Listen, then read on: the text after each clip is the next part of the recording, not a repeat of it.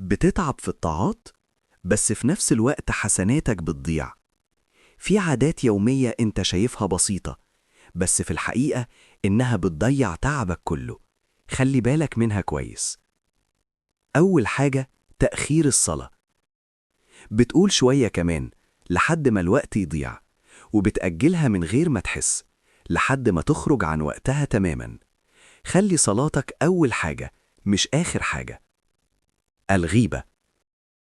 كلامك عن الناس في غيابهم ممكن يضيع حسناتك، حتى لو على سبيل الهزار.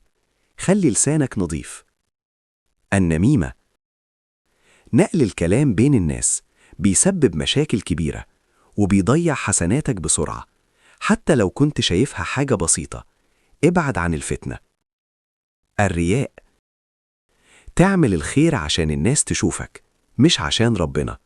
ده ممكن يضيع الأجر كله، حتى لو العمل كبير. خلي نيتك دايما صافية. تضييع الوقت. تقضي وقت طويل على الموبايل من غير فايدة، وتنسى الذكر والطاعة.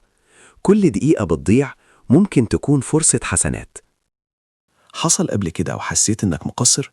قول لنا أكتر حاجة بتشغلك وشايف إنها بتضيع وقتك، يمكن نساعد بعض. عدم الاستغفار. تغلط وتنسى تستغفر، وده بيزود الذنوب. الاستغفار بيمسح ذنوب كتير وبيرجع لك حسنات. خليه عادة يومية.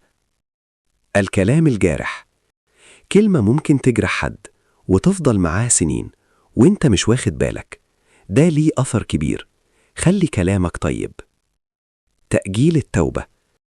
تقول هتوب بعدين أو هبدأ بكرة، بس الوقت بيعدي ومش مضمون تعيش لبكرة.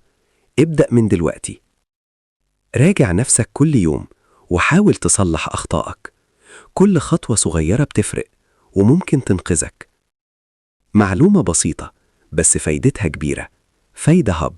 فايدة بسيطة بس تأثيرها كبير.